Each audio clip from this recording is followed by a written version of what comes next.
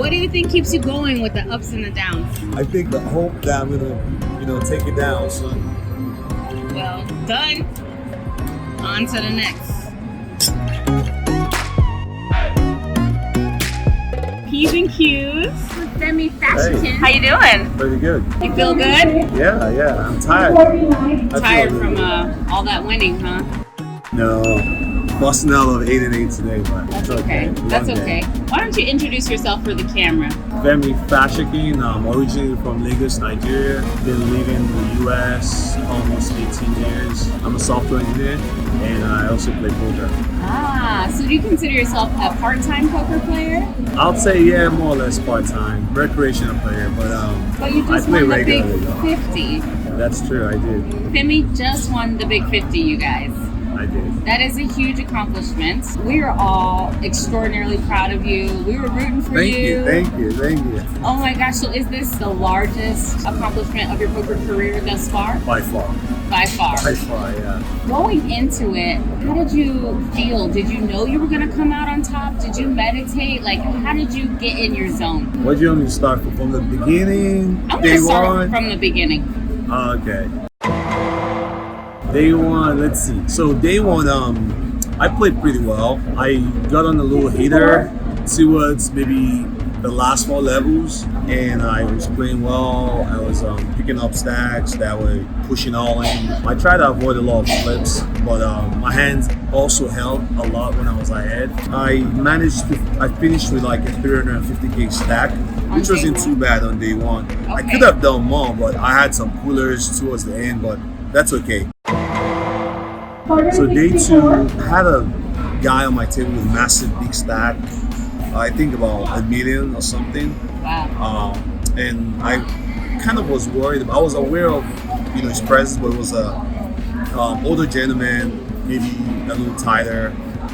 So I started playing that, and I got into some spots where I made some big bluffs, and they woke up to monster. So I lost like 50% of my stack. Whoa. And then the blinds went up, and then we went down to like 18 big blinds. So at that point, I had to tighten up the game. Luckily for me, I was able to pick up some hands, and I was able to double up. Then I also got a good score when a guy that I play with, like he plays in Hollywood Hard Rock. His name is Ito. I 3-bet shove because it was short stack from small blind with ace jack, and he had queens, and my ace jack held up, and I was like, whoa, because I spiked the ace on the flop. So that was I was like, okay, I think I'm running good, right? I just cracked queens with ace jack suited. I can't remember how the rest went by, but I finished 950k that day. Day 2? Day 2, and that was probably above average stack. Okay. So that was good. Day 3 was very good because I was able to figure out the players on my table, and I exploited some of them. There was some loose aggressive. So I watched him for a bit, so I gave him several 3-bets and got lucky, didn't really get into any trouble. Let me fast forward it. I went to another table when they broke us up, and then things heated up. I don't know, I think I was just calling shoves and I was just running good. Was that because you had such a good read on your table that you were calling the shoves, or it wasn't really a read per se. It was more I had a decent stack, and there was like the bubble pressure at some point. Yeah. So I put a lot of bubble pressure, raise and jam, reshoves, and then I was beating up the stacks. So I did go into a table that was crazy.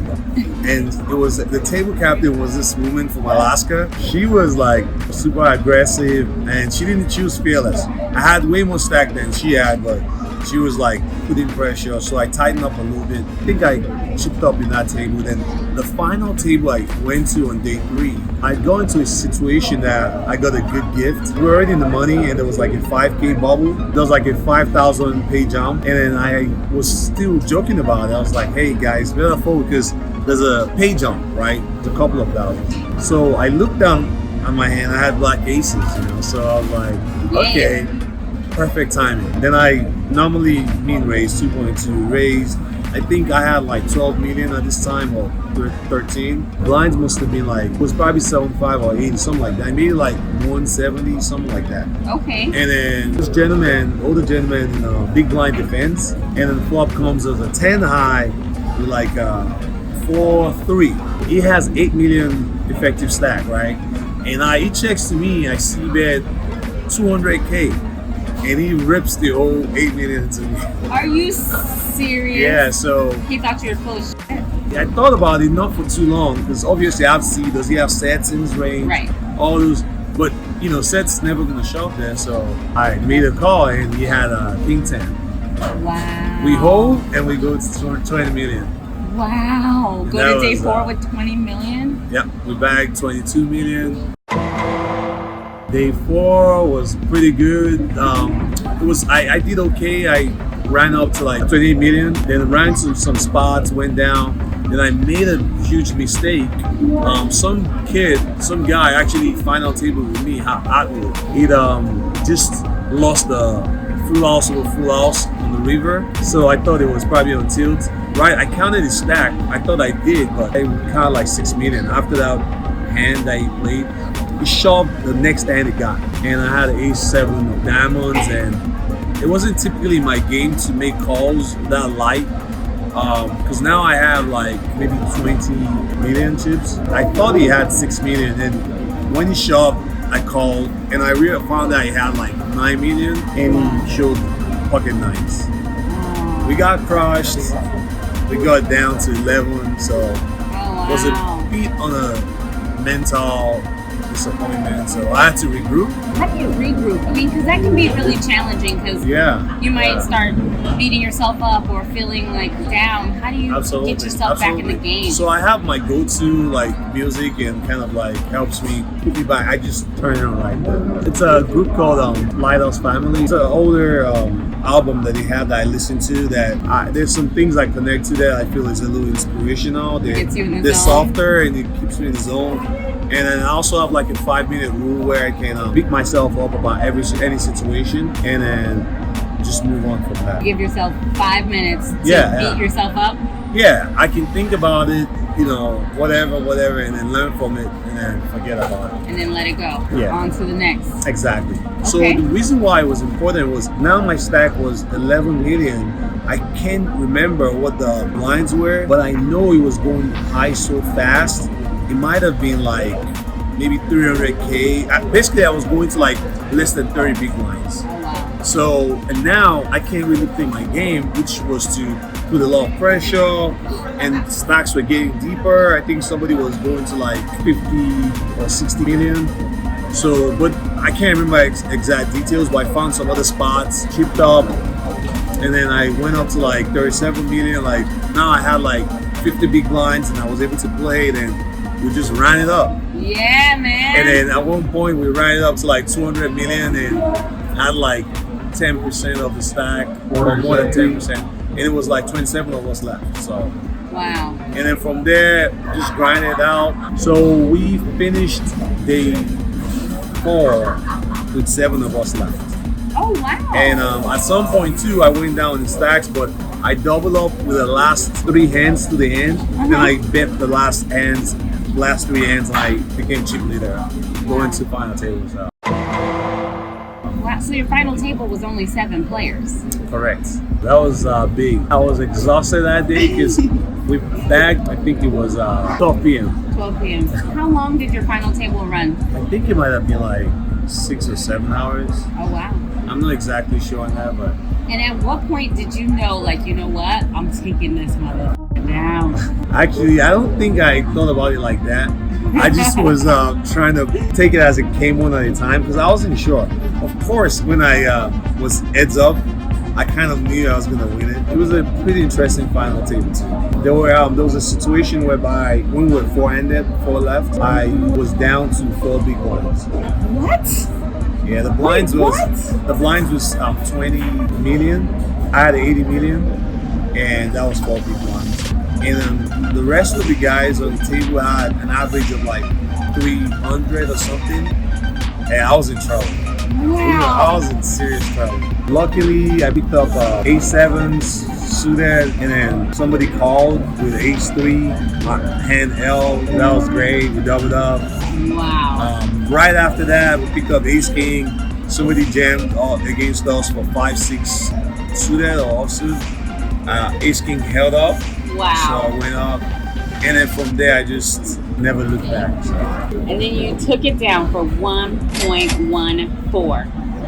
Yes, ma'am. I am so proud of you. Thank you very much. It's such an honor to be able to interview you. Number one, you know, you're a brother. And when I saw that picture, I ain't even gonna lie. I was like, yo, pound. I was pounding my phone. That means a lot to people of color coming into this industry. You know, there aren't that many faces of us, especially at final tables like that. So I know that inspired me so much just as a woman and a woman of color. And I know I've talked to so many people who were like, yo, it made them want to double down. It made them want to like really commit to it. And one question that I get a lot that I'm going to ask you is like, what did you study? Because you're a recreational player that, like you said, you have your other job that you do, but what are you doing to amplify your game to get yourself to the level that you can compete with the pros and take down an event that massive? That's a good point.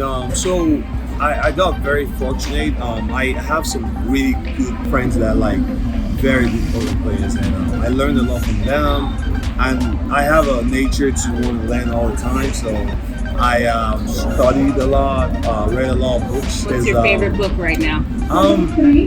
There's a book I'm reading based on, I think it's about a mental game. I forgot the author's name. It's basically just how to play the mental part of the poker game, because it's not only just the cards, right? It's your reaction to balance your emotions with your thoughts, and making decisions, getting over tilts, playing in the zone. Because that's actually the big factor. If you're playing in the zone, it means everything comes together. All your knowledge, your focus, your concentration, profiling all your people you're playing against. The decision becomes very easy. It's almost like you can see their cards, because every position you know exactly what to do and all that. My studies helped a lot, but just in general, I have a group with some friends that we regularly talk about hands, and I think that helped a lot too. I know they're so proud of you. Absolutely. What is your number one poker etiquette? I'll have to say players being very rude to other players. Buddy, you're an idiot, is what you are. That's 3 times. Maybe after they take a beat and they try to really put them.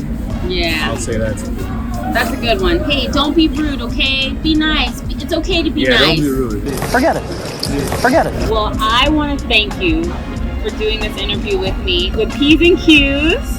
This is exciting, and we are going to be on the lookout for more great things coming from you, Thank Femi. you very much. You're amazing. Bye!